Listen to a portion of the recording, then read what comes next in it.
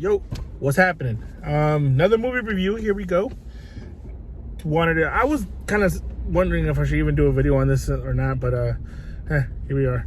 Kimi is the new HBO Max film that I believe was released on Friday. It is Steven Soderbergh and Zoe Kravitz as the lead actress, and Soderbergh directing. Yeah, I'm a big fan of his films. Nah, not the biggest fan, actually. I wouldn't say I'm a fan of everything he's done. But I mean, he's given us some great material, great content in the past. Obviously with the Oceans movies. I don't think I've seen a whole lot of Zoe Kravitz yet.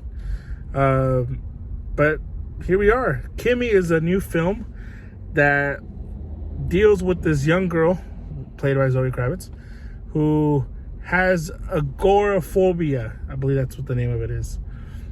And she pretty much obviously is a fear of like germs, and she also deals with anxiety and all these types of things.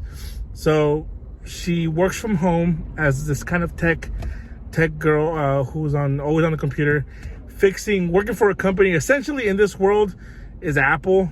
Even though they do mention Apple and Google and all these Alexa and Siri, but essentially it's this new company that's developed this new system. Like an iOS system type, an OS system that's called Kimi. Kimi is the name of the device that they use.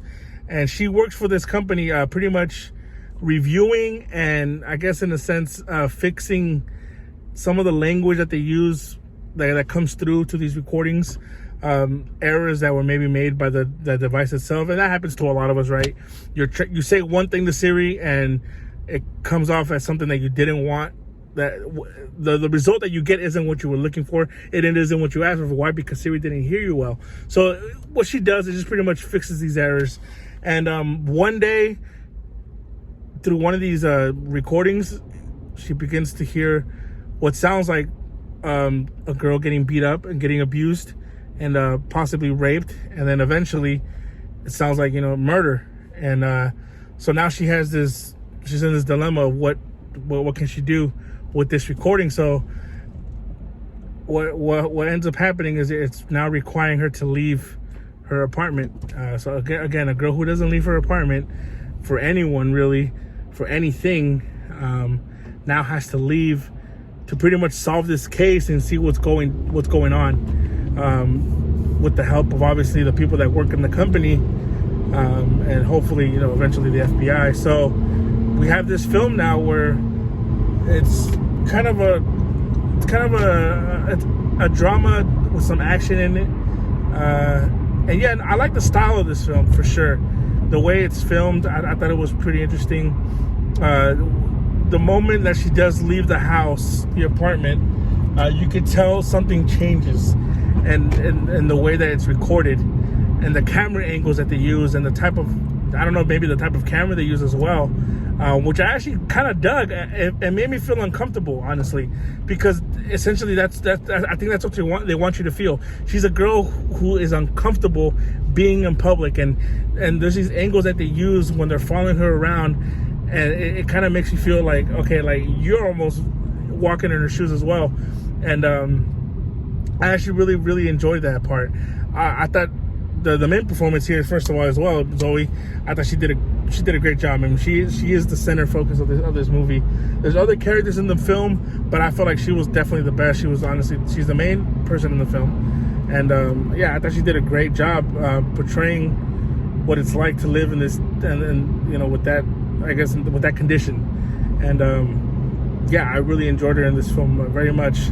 Again, the style of the film, the way it's directed by Soderbergh, I thought is great. The movie is only an hour and a half, and I think this is kind of where my gripe does come in, because a lot of my gripes with movies are sometimes that they're too long. I love a good 2-hour movie. I love a good 2.5 hour. I love a good 3-hour movie. I love lengthy movies as long as it's always keeping you hooked and the story never feels to drag. Short movies, on the other hand, though, an hour and a half, they could be great movies. I think there's nothing wrong with it, but there's things that they show you in this film that I feel like sometimes could have been developed more, as far as some certain ideas that they do. So like the whole idea that, okay, she has this recording of something illegal happening, and how sometimes these big corporations will try to take something and kind of swipe it under the rug. You know what I mean? And I feel like they could have developed that part more. There's certain protests going around in the city that they do use it for later. There's a reason, you know, that those protests are going. I mean, the protests are going on for a reason, but they use that later on in the film, kind of out of nowhere. Again, Zoe Kravitz's character herself, she does something towards the end of this film that kind of throws me off a little bit. Now, here's the thing: when your life is on the line and you're running from certain people, yeah, I believe anyone will do anything, right, to try to survive. It's sure, but there's certain things that she does. I don't know. It just kind of came out of nowhere for me, especially for her character. Especially for the majority of the time, her character is this very scared girl and who's scared of the world, and you can kind of see where the movie is going as far as a character who's shy and scared to leave her apartment. The idea is that eventually she can break through that. But I feel like the hour and a half maybe could have been moved up a little bit more to maybe an hour 45, just to develop some of these ideas more. Specifically, maybe develop her more. There's things that you're finding out about her and what she's gone through in her life that I wish we could have explored more. Could have added definitely more depth to the film and made me care more. I feel like once the movie was over, I was like, all right, that was cool. There was nothing really more deeper than that. Again, I thought it was a cool film. I thought it was pretty well done. I think for the most part, it's not your typical action type murder mystery film, whatever it is. I think they took some cool directions in this film. Some of the people, other actors in this film, I felt like, I don't know, just felt a little, I don't want to say cartoony, but there are some stupid criminals in this film. To me, it just made them feel really weak. Yeah, just typical villains, typical bad guys. But yeah, I mean, overall, this film was alright. Check it out on HBO Max. It's on there right now. I think it's, if you got an hour and a half to kill, yeah, why not? It's a fun film. It does keep you engaged for the whole an hour and a half for sure, which I think it's good. So it does make that hour and a half kind of fly by. But again, just kind of wish there was more depth to it. I wish it was just a little bit, maybe a little longer. And maybe that could have added more. The writing could have been better if there was more time. I feel like maybe they could have definitely built upon this idea more, rather than just kind of what we saw, which is, yeah, it was kind of a come and go type film. 7.4 out of 10, just because, I don't know, decimals. Well, let me know what you guys think. Have you guys seen this film? Are you planning on watching it? It's on HBO Max right now, like I said. Yeah, check it out. Not a bad film.